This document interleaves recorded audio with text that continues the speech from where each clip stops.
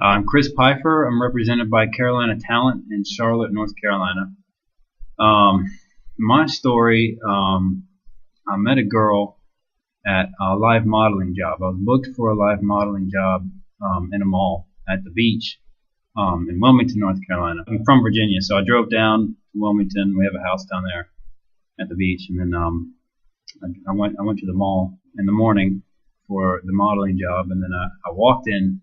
And I saw this girl, she was sitting down getting her hair and makeup done for the job, and I just saw her big, beautiful eyes. It was the first thing I noticed, and she was just sitting there, and I couldn't stop looking at her. She was the most beautiful girl I'd ever seen, in my life, and she still is, and I worked with her that day and got to know her, and I just knew that I loved her. This girl was different. She was I just loved her personality, and she had the most beautiful smile. It just lit up the entire room, the entire mall. She was just the cutest thing that I've ever seen. And so the day was coming to an end, and I asked her if she wanted to hang out at the beach with me. And my friend Kenny, he came down. We were just going to chill at the beach for a couple weeks.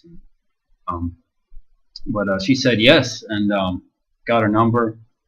And she met me out there, and we hung out. And then we worked another day after that. And then I basically hung out with her the whole time I was down there. That it was like 10 days or 2 weeks or something. I don't remember. I basically fell in love with her, and asked her to be my girlfriend. Within a few days, we were ice skating, and I asked her, and she said yes. And that week or those days I spent with her were just amazing. We hung out at the beach and whatnot. But I lived in Virginia, so I decided to stay at our beach house in North Carolina. I moved there. I lived there. I decided to live there so I could be with her, closer to her. And so I spent the whole summer with her, and it was great. And then, but she was about to go off to college for her first year. She was 18 and I was 27, so there was an age difference. But she seemed mature beyond her years, whatever. But so she went off to college, and that was hard because. I knew that she loved me, but I didn't know, like, she also wanted to be free and not tied down to anything at college. But she went off to college, and to make a long story short, she changed.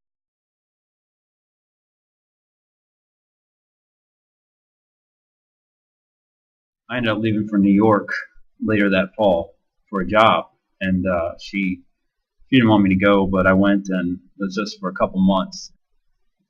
I ended up, we started fighting quite a bit. I didn't know why we were fighting, but I knew she was lying to me.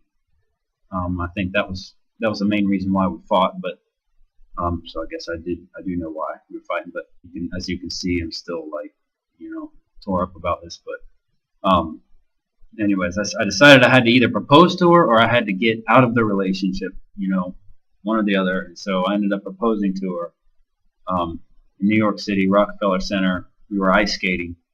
I figured since I asked her to be my girlfriend on the ice that I would propose to her on the ice. So we were skating, and then everyone left the rink, had the ice cleared, and it was just her and I on the rink. And she always wanted the song "Marry Me" by Train. She wanted that song either played or sang to her. So I had that song played, and then I sang to her while we were skating, and then.